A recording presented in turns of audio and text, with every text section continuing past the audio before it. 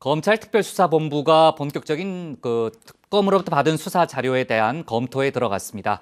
워낙 자료가 방대하다 보니까 일단 기록 분석을 마친 뒤에 다음 주부터 본격적인 수사에 나선다는 방침입니다.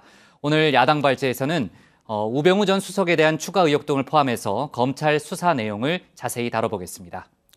네, 검찰 특수본 특검 수사를 이어가기 위해 특검 수사 자료 집중 검토에 들어갔습니다.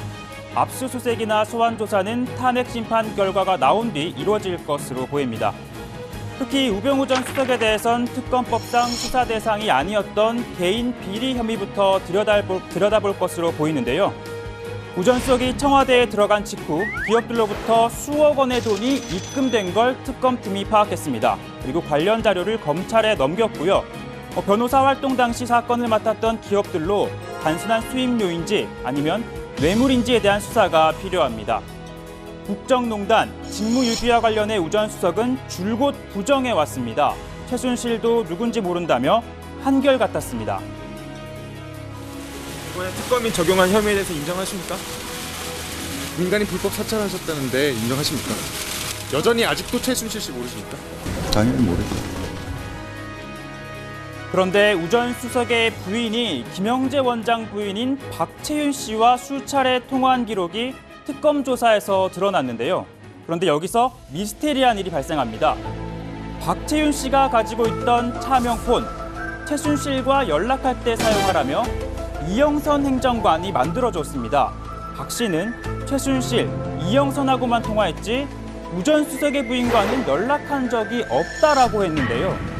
그러면 이 통화 기록은 어떻게 된 거냐? 박 씨, 최순실이 우 전 수석의 부인의 전화로 내게 전화를 했을 수 있다. 이렇게 진술을 했다고 합니다. 통화 기록은 우 전 수석의 부인과 박채윤 씨지만 사실은 최순실과 박채윤의 통화였다는 겁니다. 그분의 화법도 아니고 이게 무슨 말이냐고요? 제가 지금 핸드폰을 안 가져왔는데 조연출 핸드폰 잠깐만 빌려주시겠어요? 우리 조연출 이렇게 친절합니다. 그러니까 제가 우리 조연출의 휴대전화를 빌린 다음 이상복 부장에게 전화를 걸면 기록상으로는 부장과 저희 조연출의 통화가 되는데 하지만 실체는 제가 부장과 통화를 하게 된 겁니다. 그러니까 박 씨의 주장이 사실이라면 저와 우리 조연출의 관계처럼 우 전 수석의 부인과 최순실도 휴대전화를 빌려줄 정도로 가까이 알고 지낸 사이가 아니냐는 관측이 나오는 겁니다. 반대로 박 씨의 주장이 거짓이라면, 그러니까 우 전 수석의 부인과 직접 통화를 한 게 맞다면 우 전 수석이 김영재, 박채윤 씨의 사업과 관련한 특혜를 모를 리 없었을 거란 가능성을 배제할 수가 없습니다. 특검은 두 가지 정황 모두 조사했지만 수사기간 등 한계로 구체적인 혐의는 잡아내지 못했는데요. 이제 검찰 몫으로 넘어가게 됐습니다. 네, 이러한 가운데 정유라의 출산을 돕는 등 최순실 일가의 주치의 노릇을 해온 이임순 순천향대 교수. 청문회 위증죄로 재판에 넘겨졌는데 공소장을 보니까요. 비선 실세 최순실의 비선 아니었을까 싶을 정도였습니다.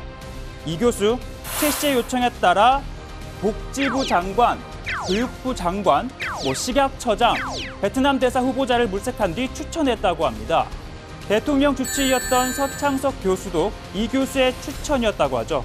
물론 추천만으론 위법성이 없지만 최 씨의 역할을 여실히 보여주는 대목입니다. 또 오늘 법원에서는 차은택 씨의 재판이 열리고 있습니다. 차 씨, 다시 기회가 주어진다면 봉사하는 삶을 살겠다며 반성문을 법원에 제출했습니다. 그리고 어제 최순실 재판 증인으로 나와서도 국정농단 일당이 돼 너무 수치스럽다라고 했는데요. 최순실 씨를 향해선 당당하게 얘기했던 것처럼 한 번만 인정해주면 안 되느냐며 울먹이기도 했습니다. 차 씨의 지금 심경, 직접 이 가사를 쓴 이 노래 같을 겁니다. 정말 죄송합니다. 모든 걸 솔직하게 다 말씀드리겠습니다.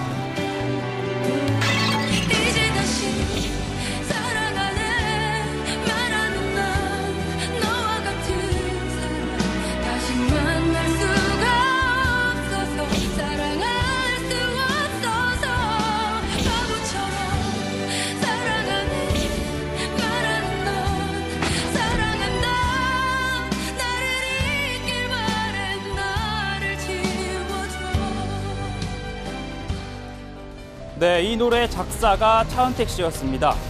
네, 이제 다시 농단은 없어야겠죠. 차 씨의 눈물, 악어의 눈물이 아니길 바라겠습니다. 자, 오늘 야당 발제는 이렇게 하겠습니다. 시동 거는 검찰, 우병우 개인 비리부터 수사.